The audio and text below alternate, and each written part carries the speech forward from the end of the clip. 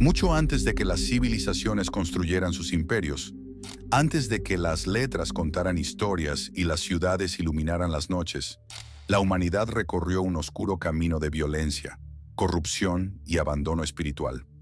El mundo, creado para reflejar la gloria del Creador, se había convertido en un espejo de la maldad humana. Fue en este escenario de desolación que emergió un hombre cuya vida se convirtió en un puente entre el juicio y la esperanza: Noé. Mientras todos los demás seguían el curso del caos, él eligió otro camino, el de la obediencia silenciosa, la fe inquebrantable, la confianza absurda en lo que aún no se veía. Noé construyó un arca en medio de la incredulidad general. No con palabras, sino con martillo y madera, predicó durante décadas la salvación venidera. Su historia es la de un hombre común con una fe extraordinaria, llamado a preservar el futuro cuando el presente estaba condenado. Noé es una de esas raras figuras cuya existencia parece surgir del contraste con el mundo que lo rodeaba. Mientras la humanidad se precipitaba hacia la decadencia, Noé se destacó como un remanente de fe, un rayo de luz en un escenario oscuro y amenazante. Hijo de Lamec y descendiente directo de Set, la bendita línea de Adán, Noé lleva en su genealogía la marca de quienes aún invocaban el nombre del Señor, incluso en tiempos en que esto ya no era común. Su historia no comienza con hazañas heroicas ni conquistas rotundas, sino con un silencioso testimonio de rectitud. La Biblia lo describe con palabras que en su sencillez tienen un inmenso peso. Noé era un hombre justo, irreprensible entre sus contemporáneos. Noé caminó con Dios. Génesis 6:9. Estas tres expresiones, justo, irreprensible y caminó con Dios, no son solo requisitos morales, sino definiciones existenciales. Ser justo, en un mundo que había olvidado el significado de la justicia, era como nadar contra una corriente implacable. Ser íntegro, cuando todo a nuestro alrededor estaba fragmentado, corrompido y distorsionado, requería un alma resiliente y disciplinada, y al mismo tiempo profundamente sensible a la presencia de Dios. Y caminar con Dios, esta imagen tan rica en simbolismo, sugiere más que simple religiosidad. Indica relación, cercanía, armonía, una vida guiada por la comunión diaria con el Creador. Noé no solo creía en Dios, sino que lo conocía, y este conocimiento moldeó cada aspecto de su vida. Lo que hace a Noé aún más extraordinario es el escenario en el que vivió. No fue justo en tiempos de justicia, no fue justo en medio de un pueblo santo, no caminó con Dios rodeado de otros que hacían lo mismo. Su justicia fue solitaria. En los días de Noé, la tierra estaba corrompida ante Dios, llena de violencia.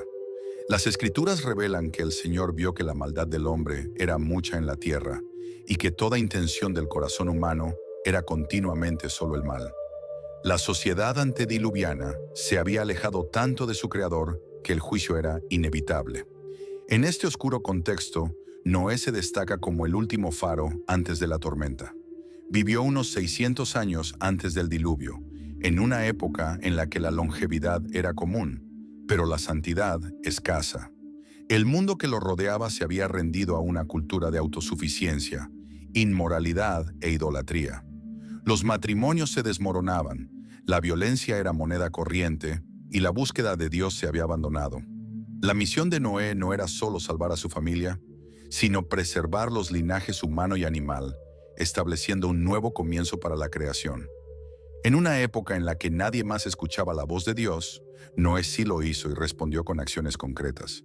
La relación más definitoria de Noé fue con Dios. No solo se comunicaron, tuvieron un pacto, una confianza íntima. Dios no solo dio órdenes, sino que compartió su plan con Noé. Y Noé, a su vez, no cuestionó ni exigió garantías, simplemente obedeció. La fe de Noé fue activa. No esperó señales visibles para actuar, sino que creyó en la palabra de Dios incluso cuando todo a su alrededor parecía contrario. Con su familia, Noé cultivó un ambiente de reverencia y obediencia. Su esposa, sus 3 hijos, Sem, Cam y Jafet, y sus respectivas esposas participaron en la misión. No se conocen muchos detalles sobre sus interacciones, pero es evidente que Noé inspiraba respeto y liderazgo en su hogar.